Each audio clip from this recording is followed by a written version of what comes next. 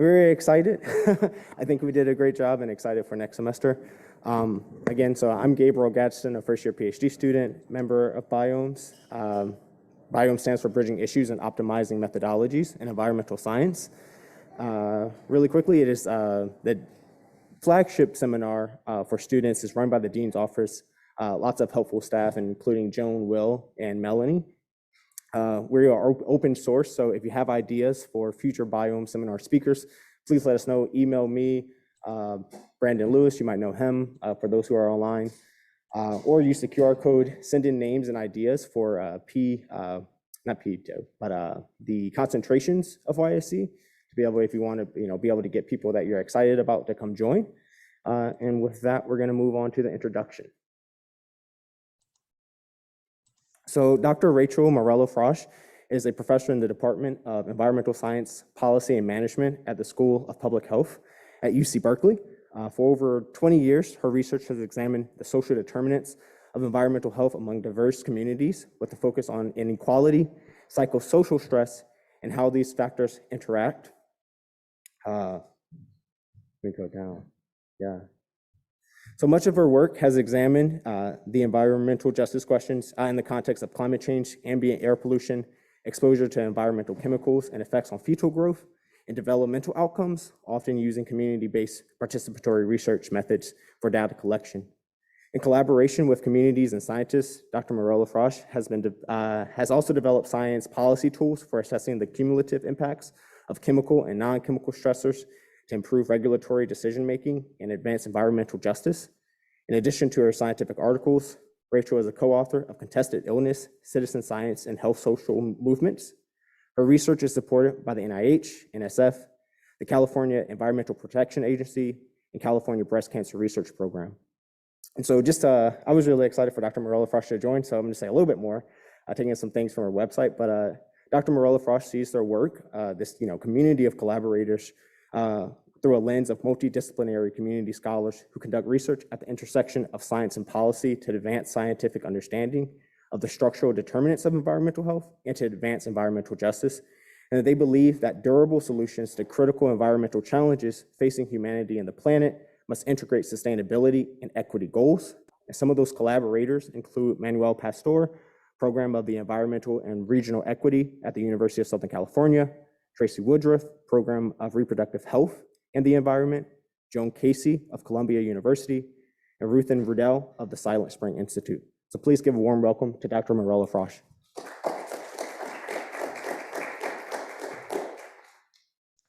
Thanks, everyone. I'm really happy to be here. I wish it was in person. I recognize that room really well that you're all in, or that some of you are in. Let me get started here. Okay. So today I want to talk to you a little bit about some of the work that is going on to how we're trying to think through issues related to environmental justice and climate change, and some of the implications for scientific work, but also policy change, given that the urgency of the issues related to climate change. And also, as someone who is in California, I just want to highlight some of the work that's going on here that I think has been influencing some of the federal conversations about addressing climate change. So a while back in the early 2000s, it's hard to believe the federal government was actually, and the Congress was actually thinking about passage of a climate change bill. And there was a lot of momentum and it looked like something might happen. And at that time, however, issues related to environmental justice and the climate was mostly being framed in terms of disparities between wealthy countries and low-income countries. And there was little conversation domestically about the intersection of environmental justice and climate change in the way that we now take for granted. And so we worked as scientists, but also working with folks who were working on the passage of this legislation to really lift up this question of what we now call the climate gap, and the extent to which really understanding that communities of color and the poor are huge constituencies for government action on climate change, in part because they're on the front lines of the disproportionate impacts of climate change on their communities, in terms of suffering disproportionately from the health impacts of so-called natural disasters, extreme weather events associated with climate change. Also, the extent to which climate change is amplifying disparities in air pollution exposure, for example, and those inequities could likely worsen. And then also thinking about economic impacts and the disproportionate impacts of the economic costs of climate change on communities of color and low-income households. So poor communities paying a higher proportion of their household incomes for basic necessity, including food, energy costs, et cetera. And then thinking about the economic sectors that are incredibly vulnerable to climate change impacts, where these sectors, for example, the tourism industry, agriculture, disproportionately employ workers of color, working class folks. And then also just thinking about property loss and impacts on infrastructure in communities that are often underinsured and have very vulnerable infrastructure in general to the impacts of climate change. So, we did a review of the literature to kind of lift this up in the scientific literature and to put this in as part of the conversation. Again, something that we now take for granted. And we also released a series of reports about the climate gap to bring this attention more to policymakers in a way that busy folks in the policy arena can digest. So you can still see these reports. They're still up there if you're interested in them. So just really kind of putting forth this notion and the concept of the climate gap and in a domestic context. So as Gabe mentioned, I do a lot of work looking at perinatal impacts of environmental hazard exposures and the extent to which structural causes, including experiences with systemic racism, can interact with exposures to environmental hazards to potentially amplify relationships between environmental hazard exposures and adverse perinatal outcomes, maternal health outcomes, child developmental outcomes. And so in the realm of climate change, we have become interested in these questions in relationship to exposures to hazards that are either driving climate change or climate change impacts themselves. So we've been looking at things like wildfires, heat island risk disparities, exposures to oil and gas development, now that that's being a huge part of the conversation about the need to shift away towards renewable energy sources. So I'm going to highlight some of that work and then talk about its implications for policy strategies and what's been going on in California. So again, we've been interested in the interactions between environmental and social stressors and its implications for perinatal outcomes, and particularly for marginalized groups. So a while back, a long while back, we were starting to have more frequent and intense wildfires, before it really has gotten bad now. And most of the work on wildfires had been looking at respiratory and cardiovascular outcomes, and there had yet to be a study that had looked at perinatal outcomes. And so we took advantage of data available from a Southern California wildfire in 2003 to see whether or not we could see a signal in terms of impacts of wildfire-related smoke on birth weight.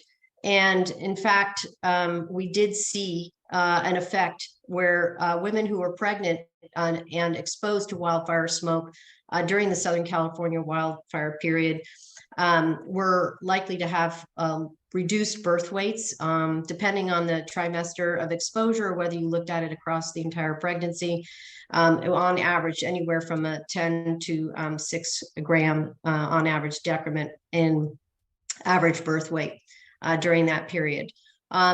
And so to our knowledge, that was kind of the first study to see whether or not you could see an impact on perinatal outcomes. And now there's been a plethora of really even methodologically even more sophisticated work, confirming associations not only with lower birth weight and small for gestational age births, but also preterm births associated with wildfire exposures, which are happening with increasing intensity and frequency, particularly in the in my part of the country and in the Southwest. We've also been looking at heat waves. This is a really robust area of the literature. So we're in really good company, and there's just excellent work going on out there. We recently published a paper.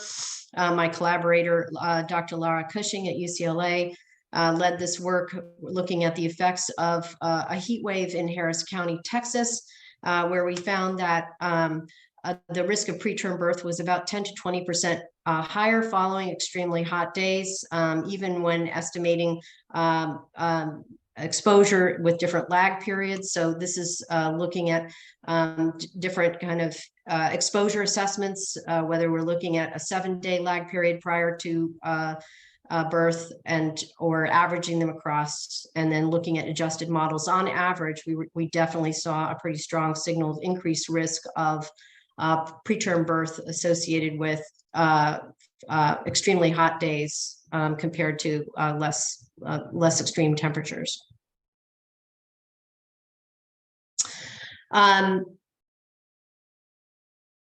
Additional work in California done by a colleague of mine at Cali, PA a while back was one of the early studies to look at heat waves in California and its potentially disproportionate impact on pregnant people of color.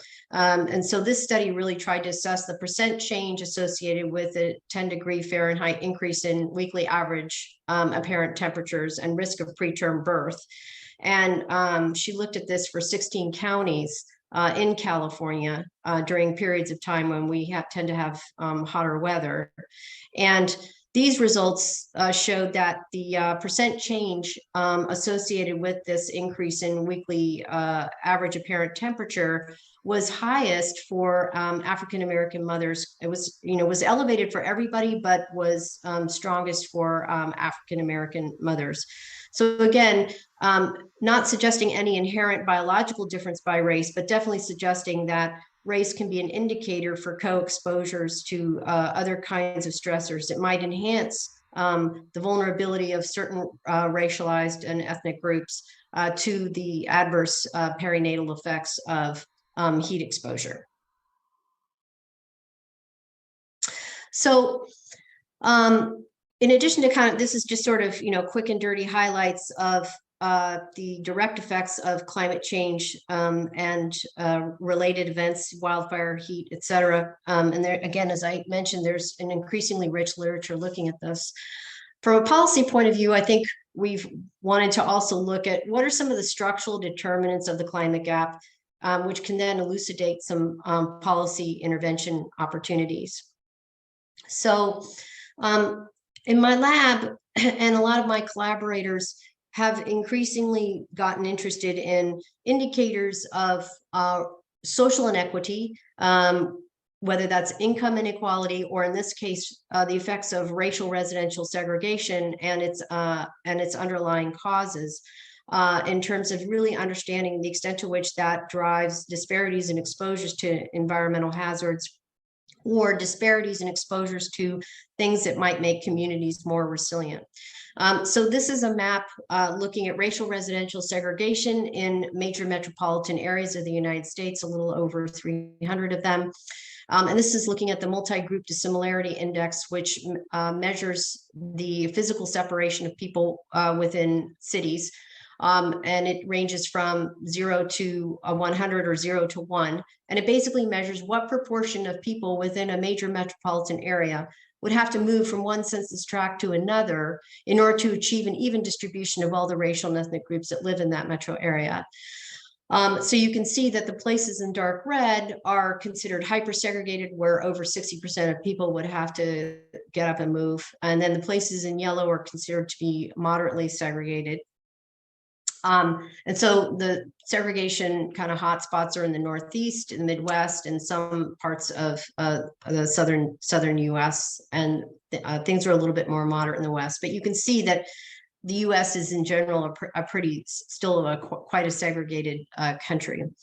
And so the question is, what has driven those patterns that we see today? And a lot of those patterns of racial residential segregation are also very regional specific and have unique histories.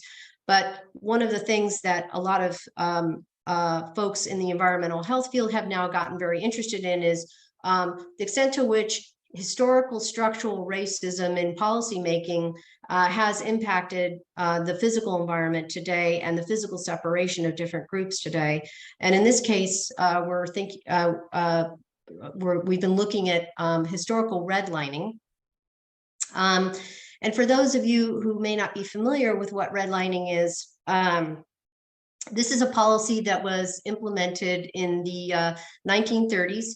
The federal government created the Homeowner Loan Corporation, which was charged with rescuing mortgages in cities across America in the wake of the Great Depression. So, staff were charged with mapping neighborhoods and cities across the country to assess their riskiness for investments and mortgage bailouts.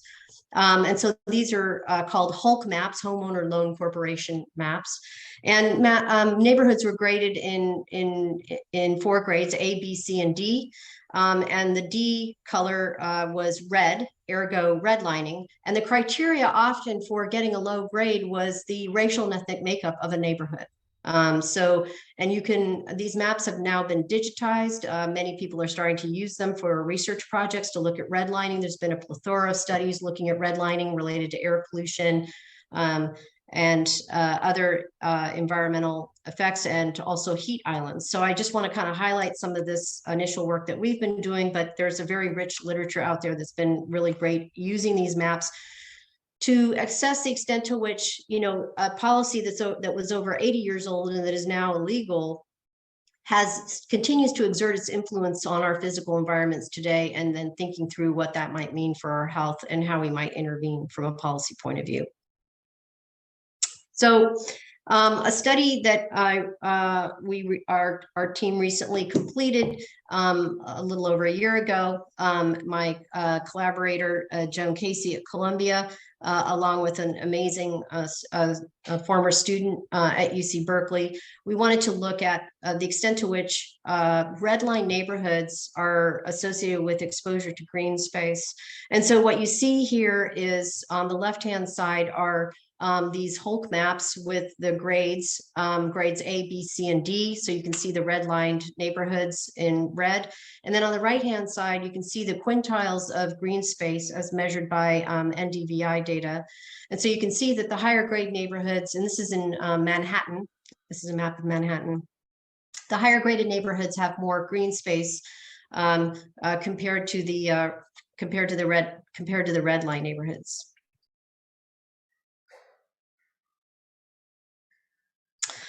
The other thing that we've wanted to look at, and this gets at, climate resilience capacity around heat islands and exposures to green space. There's been some other great work done out of Portland State University that also has looked at redlining and heat island risks. So this again has huge implications for the climate resilience, but also opportunities for policy intervention, which I'll get to in a second. The other area that we have been working on a lot is looking at oil and gas development and its health impacts. And again, there's just an amazing community of folks across the country that have been working on this across the United States. We've been focused on California, in part because unlike other places like Pennsylvania and Texas and Colorado that have been more extensively studied because the oil and gas industry has proliferated there more recently, California's oil and gas infrastructure, development infrastructure is well over 100 years old. It's also somewhat unique in that there's a lot of density of oil and gas development in urban areas that are also densely populated. the health hazards associated with oil and gas development are multiple. Air pollution, water pollution, particularly in areas that are dependent upon groundwater. And then for people who live along the fence line, depending on how intensive these wells are in terms of their activity and other facilities, excessive light at night, and then other social stressors associated with oil and gas development. So there's a very rich literature kind of looking at the health impacts of oil and gas development, but we also wanted to look at sort of how have we ended up with this landscape of oil and gas development in places where people live, and to what extent do, again, might redlining be associated with potential inequities and exposures to oil and gas wells across the country. We just published a study this month looking at the distribution of exposure to oil and gas wells by neighborhood grade, again, based on redlining. And what you see here on the left is these are the grades, again, on the x-axis, A, B, C, and D. And then on the y-axis is the number of wells in these neighborhoods. And this is looking at 33 cities across the country. And you can see that there's definitely more wells are associated with lower grades by redlining. And this is looking at sort of all wells currently. And then the other interesting thing that we wanted to look at is we know that redlining maps were also, neighborhoods were graded based on the existing presence of environmental hazards, including oil and gas wells at the time in the 1930s when these maps were drawn. So again, we can see evidence here that before the Hulk maps were drawn or before appraisal, you do see that neighborhoods were often graded D, probably because of existing presence of oil and gas wells. But then we also see on the far right, we wanted to look at what do we see in terms of the relationship between well placement after the maps were drawn, the extent to which these maps sort of perpetuate the continued placement of oil and gas wells in lower graded neighborhoods. And again, we see that D neighborhoods are much more likely to receive wells after these maps were drawn. So again, thinking about the ways in which legacies of discrimination continue to exert their influence on physical environment and the current location of environmental hazards, or the lack of neighborhood amenities, green space. So we know in California, even though a lot of great work has been done on the effects of oil and gas development on human health in other states, until about 2 years ago, no one had really done a study in California, and there was a lot of claiming by the industry that California's oil and gas infrastructure is different from these other states, and so those health studies in other states don't really apply to California. So we felt very compelled to kind of try and fill that data gap in California and look at health effects. About 3 million people, or about 8% of the population in California, lives within a kilometer of an oil and gas well. So it does affect a lot of people. And so we did a series of studies that were very specific to California, and released basically 3 studies in succession looking at perinatal outcomes. And we found basically confirmed patterns that we had seen in other states, that presence and living within 1 kilometer of an oil and gas well would increase the likelihood of having a low birth weight baby, 20% more likely to have a small for gestational age birth. And in the San Joaquin Valley in particular, where oil and gas development is very dense in California, a 10% increased risk of preterm birth. And the other interesting we found in California was that if we focus just on hydraulically fractured wells, some of the effect estimates were even stronger, which is interesting for California because we have a very small proportion of our oil and gas development that's actually related to fracking. It's about 2%. Unlike other states that have a much higher proportion of oil and gas development that's fracking.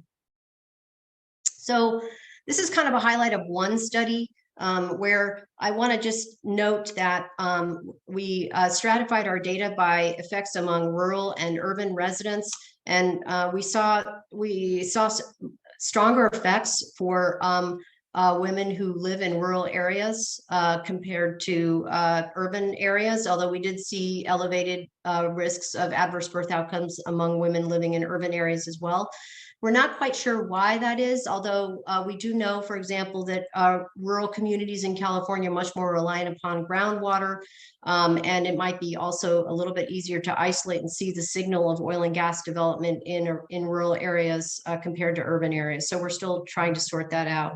But definitely rural communities, we see stronger effects for adverse perinatal effects for women who live in rural areas, particularly for birth weight and risks of low birth weight and small for gestational age. Okay, so California has been really having a serious conversation about trying to move away from oil and gas development. We used to be the primary supplier of oil in the country for a long period of time, but basically since about 2015, we have been less of a producer compared to some of these other states where oil and gas development has really proliferated, like Pennsylvania and areas in the Marcellus Shale. But still, we are a big contender, and as I mentioned before, there are a lot of oil and gas wells that are located in urban areas, very densely populated areas, for example, in Los Angeles and the San Joaquin Valley. And so over the last year, there has been some really incredible movement towards trying to phase out oil and gas development. So it started in September of last year when the LA County Board of Supervisors voted unanimously to phase out oil and gas drilling, particularly in the Inglewood oil fields, which was a huge milestone. And then similarly, the state of California, our governor issued an executive order to require the agency in California that regulates oil and gas development to begin to implement more health protective regulations, including the banning of new oil and gas drilling near neighborhoods, the development of more health protective buffer zones for new oil and gas development activities, and then regulation of emissions. So we have been working with a public health expert panel across the country to synthesize the science and develop a report that is informing the development of these regulations, which has been a kind of achingly slow process, but hopefully will end up culminating in regulations that are much more protective of communities that are living in these near these oil and gas development fields in California. So stay tuned for that. The regulatory process is probably going to take another year to 2 years to be finalized. But given that California is the 5th largest economy in the world, I think ultimately where we head with this regulation is going to have significant implications for the rest of the country.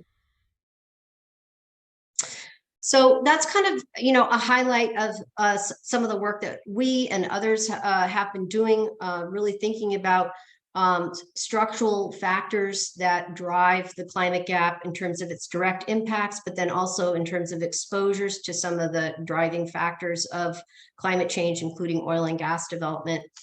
And I think, it's really important to be clear that inequality and some of these legacies of structural discrimination have amplified the climate gap and their impacts on health.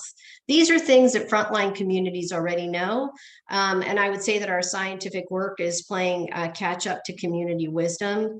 I do a lot of community engaged participatory research in my work, and oftentimes my community partners like to rib me and say that I get grants to show things that people already know.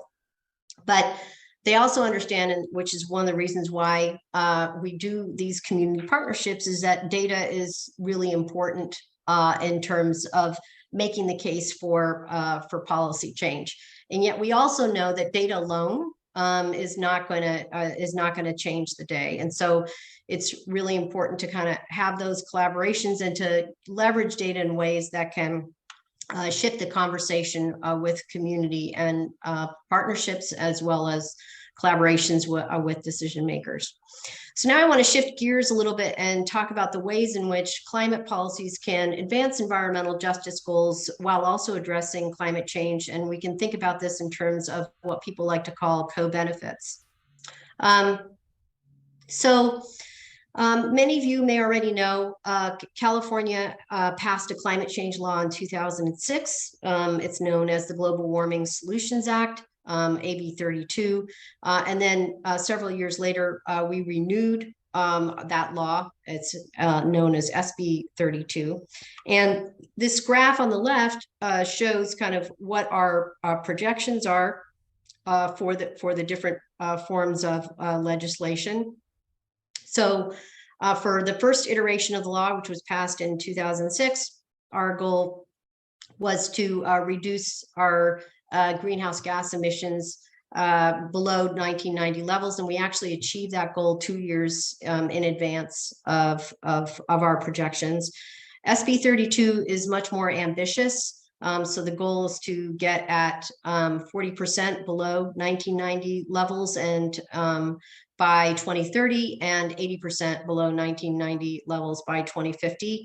And that is much more challenging to achieve, because in the first iteration of the law, we were able to take advantage of a lot of low-hanging fruit in terms of reducing our greenhouse gases. And now we have a lot more challenging strategies to implement to really get at those really much more ambitious goals. So from a scientific point of view, I think it's also key to do studies that can make really clear what are some of the short-term health benefits of greenhouse gas reductions, in addition to addressing climate change itself into the future. And so in collaboration with Joan Casey, we wanted to look at what might be the short-term health implications of power plant closures in the state of California. So over a short period of time, or about 11-year period, the energy sector in California started to see the writing on the wall when the legislature was debating whether or not to pass a climate change law. It definitely looked like something was going to happen.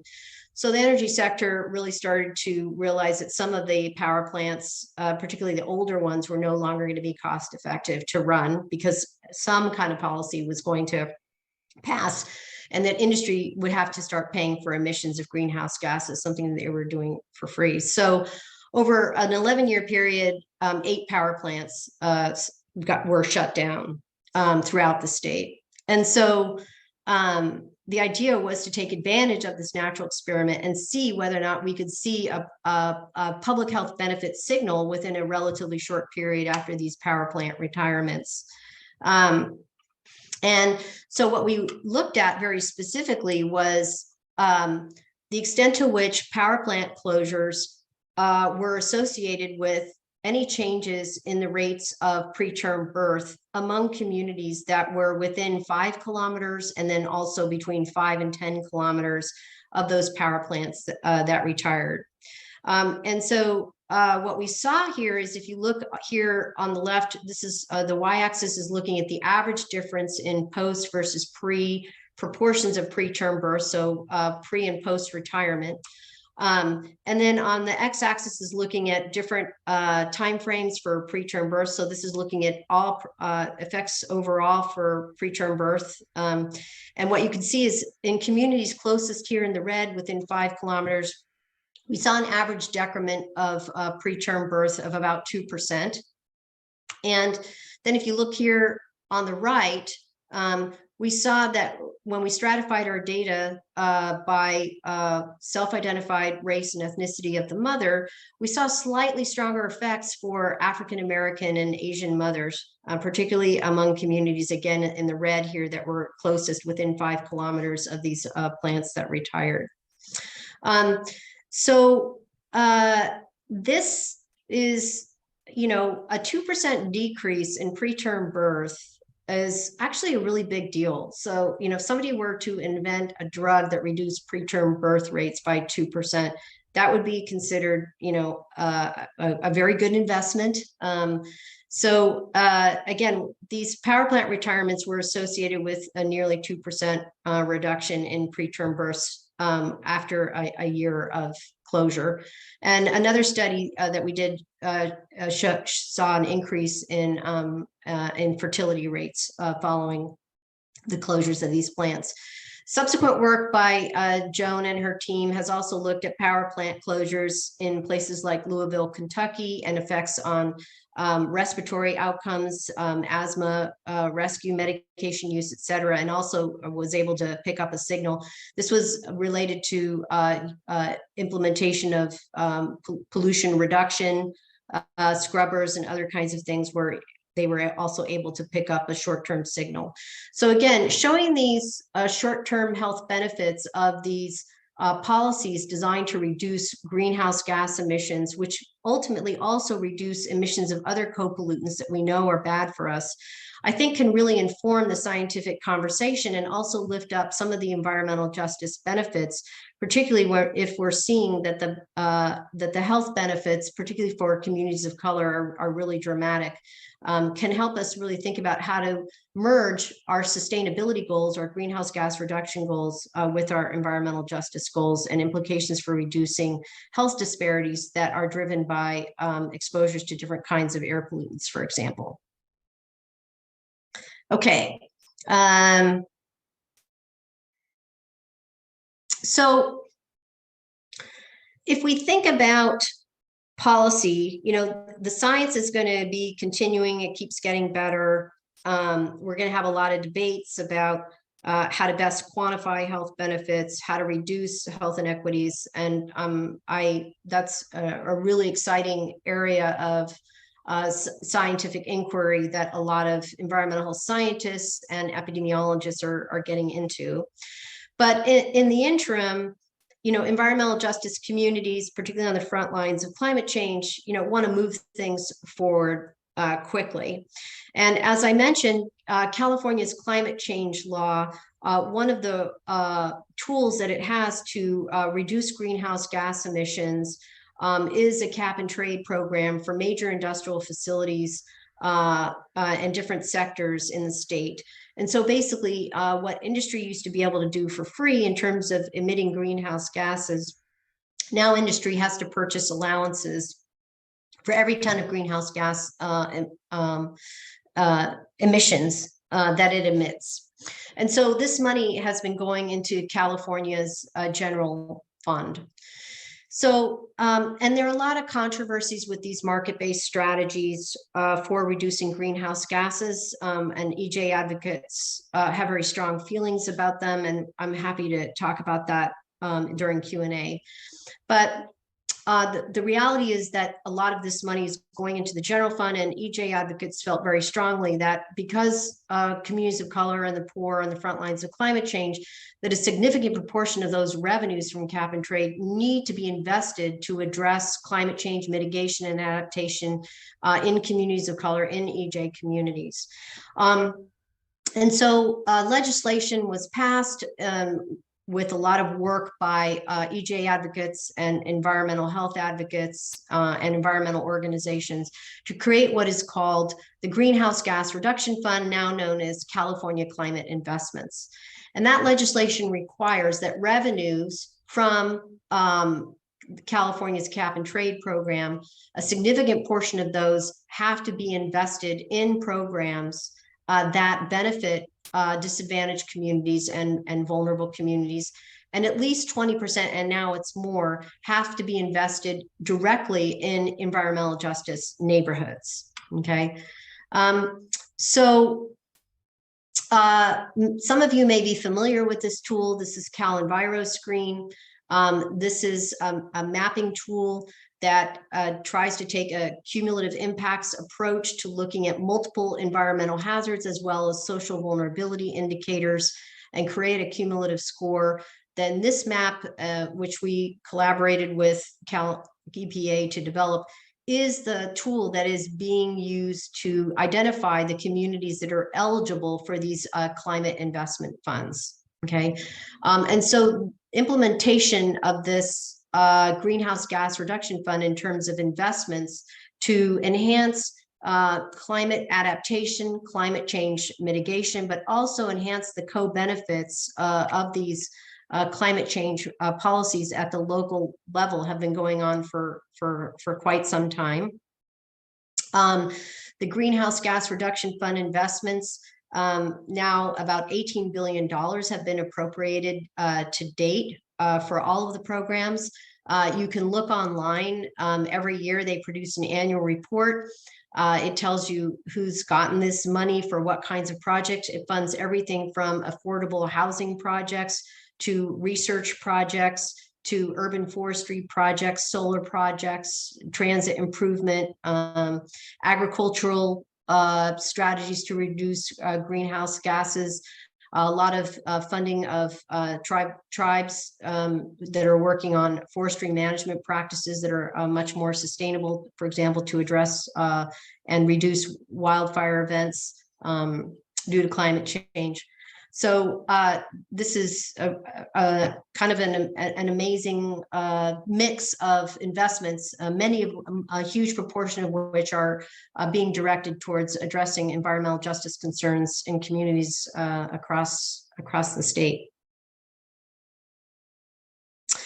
So one of the projects that has been funded by the Greenhouse Gas Reduction Fund is funded through the Strategic Growth Council, which funds a lot of programs, but also funds some research to advance California's agency planning to address climate change.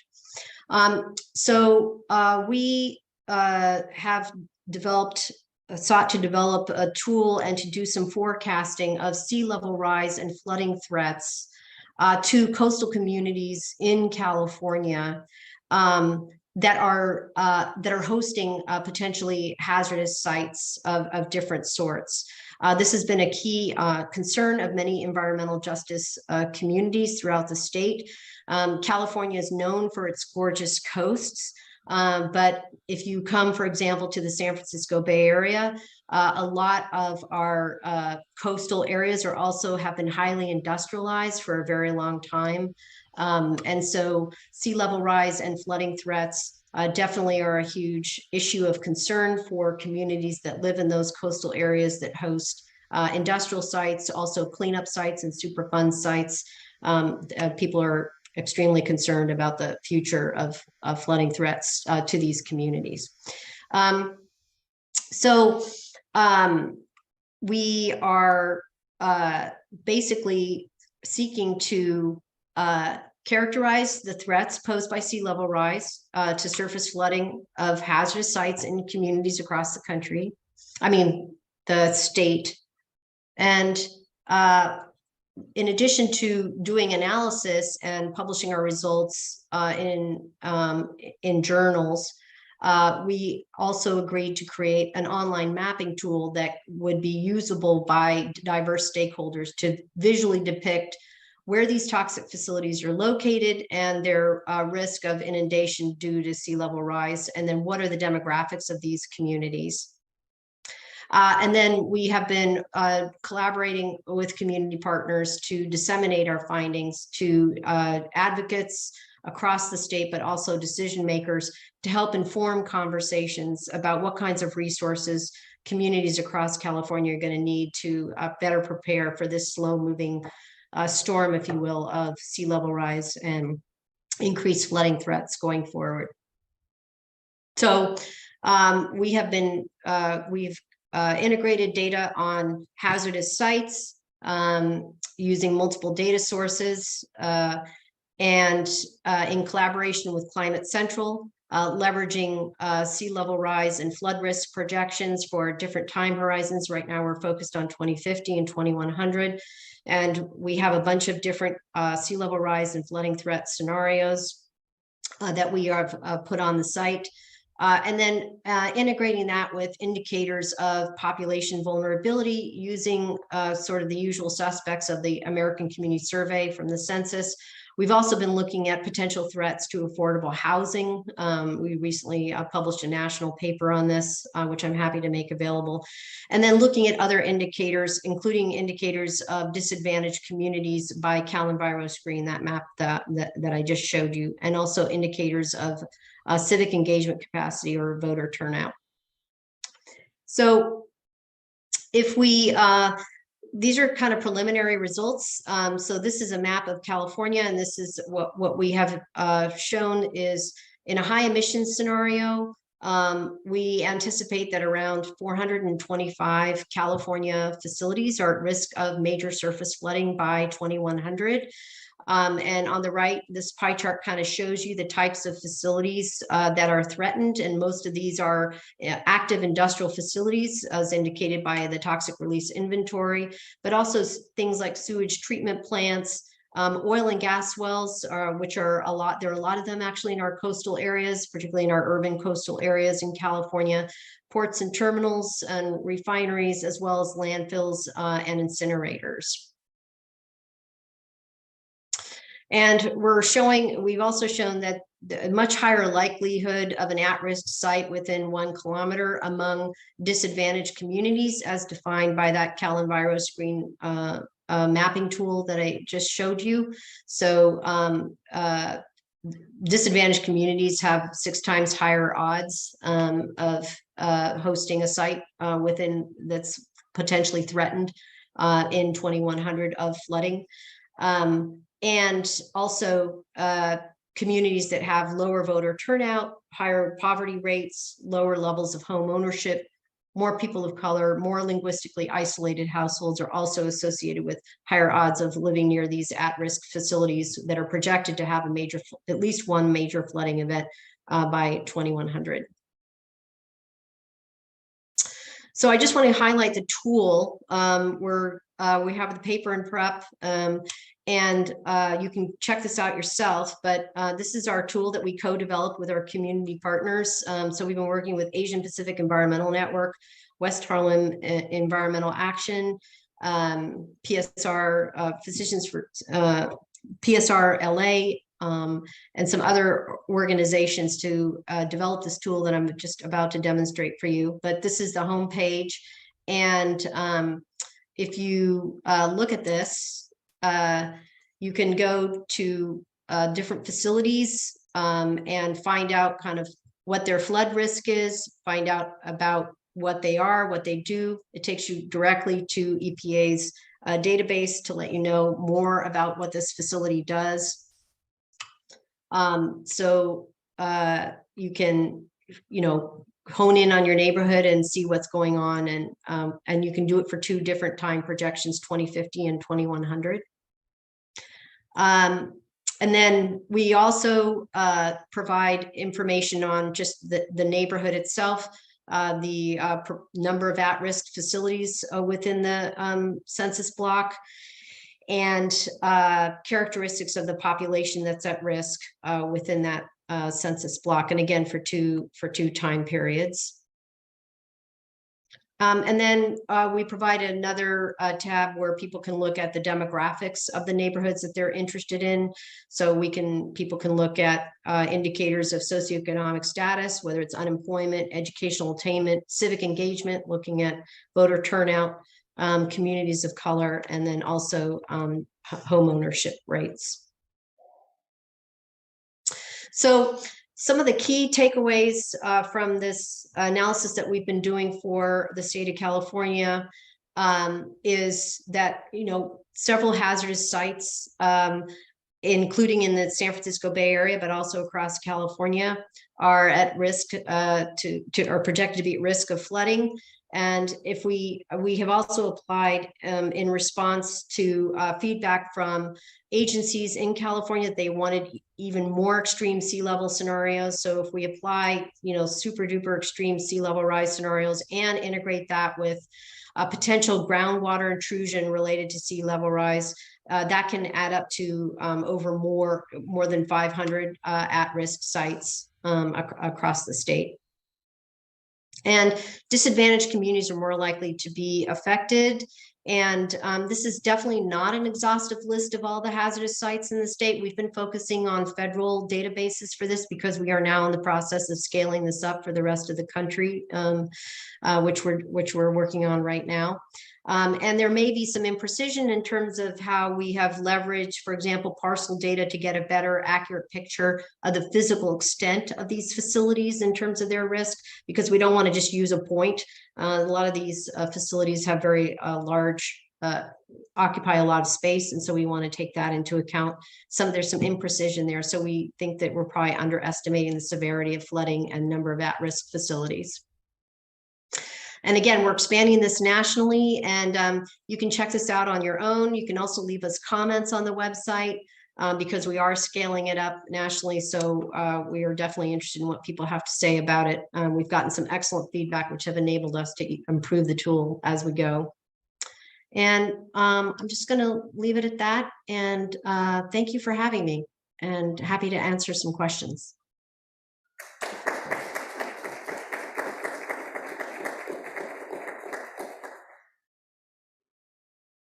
About 10-ish minutes for questions. And Dr. Rao, get us off. Hi, thanks very Hi. much. Very interesting presentation, great work. I had a couple of questions, one small and one bigger. I'm interested in the causes of the differential health impacts by race of the different environmental hazards. So you mentioned heat early on, and then proximity to wells and coal plants. And I'm wondering, for example, in the heat, is it possible that it's access to air conditioning, for example, that differentiates whether black house, low income or black versus white, rather than other comorbidities? So have you looked at whether people have been able to use air conditioners? Because I know that's a problem across the country. Even if you own one, you may not use it. So that's with regards to heat. And with the oil and gas and coal, is it the air pollution, for example, methane leakage? You mentioned it could be groundwater. So I'm just wondering, what the pathways might be that differentiate the risk. And the second question, oh yeah, go ahead. Sorry, do you mind if I just answer the first one so I don't forget it? So there's been some really good work that's been in terms of heat, and including in California, that has looked at what is going on. And some of it does have to do with access to technology like air conditioning.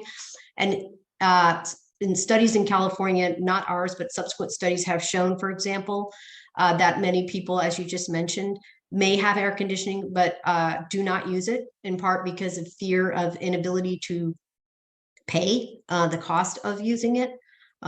So there's a lot of variety of factors. So people like to say, individual decisions, but these individual decisions are driven by economic realities. So that's a huge deal. Housing quality is another one. So insulation of housing. So it's not just about access to AC. It's also about whether or not people feel like they can afford to use it. That's a big one.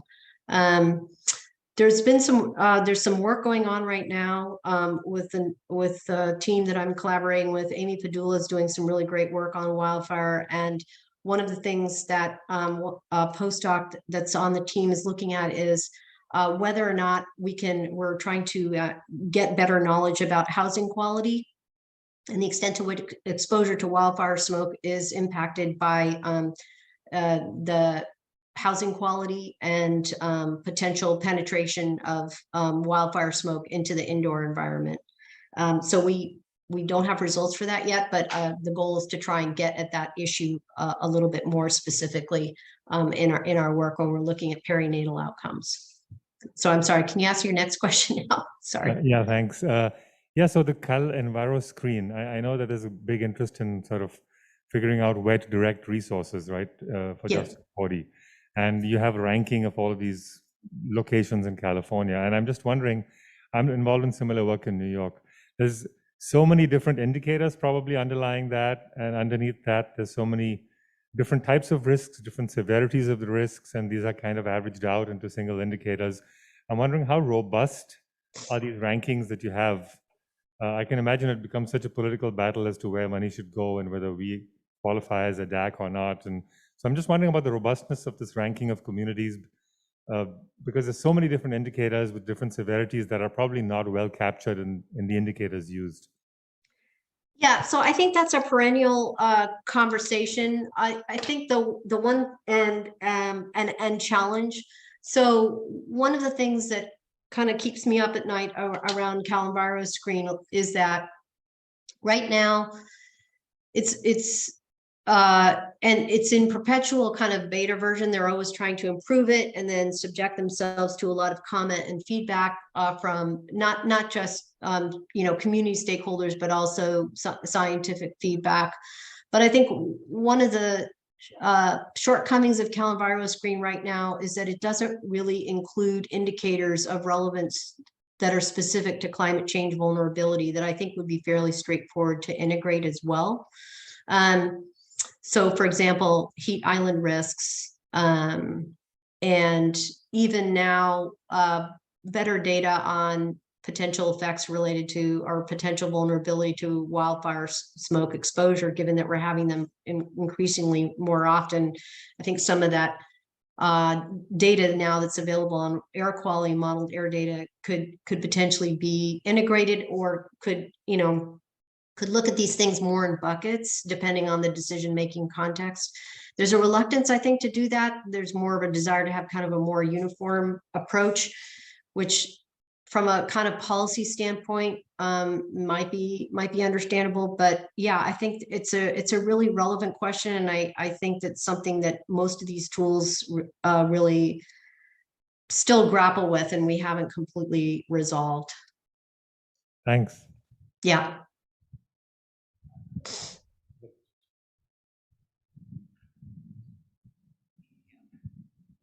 Hi, thanks so much for that talk. That was really fascinating. I have a slightly tangential question, but something I'm really interested in hearing your perspective on, and definitely relates to kind of frontline communities and rural communities. I was wondering if you know of work that's been done on pesticide usage and air quality around, a lot of use of pesticides in migrant communities and communities of color. So a little, I don't know, maybe not totally related to what you do, but interested in your perspective on that. Yes, so there has been some really great work in California looking at the health implications of pesticide exposures in migrant communities and on so communities that live nearby agricultural activity, and then also among the workers themselves, people who actually work in agriculture and are exposed occupationally. And oftentimes those are mixed. So one great place in California that has been doing a multi-generational cohort study is the Chamaco study out of UC Berkeley that was started by Professor Brenda Skenazy, and now is co-led by other collaborators of hers, including Asa Bradman, who's now at UC Merced, Kim Harley, who's also at Berkeley. They have developed an incredible cohort looking at the perinatal, starting with the perinatal outcomes of pesticide exposures, but also now looking at a variety of social and environmental exposures among rural communities living near agricultural sources of environmental hazard exposures. And then also looking at co-exposures with other chemicals that may not be agriculturally related, may be related to exposure through consumer products and other things. So there's actually excellent work out there that has been looking at that for quite some time. Hey, we're going to wrap up with questions. I implore everyone to email Dr. Morello Frosh. at your leisure.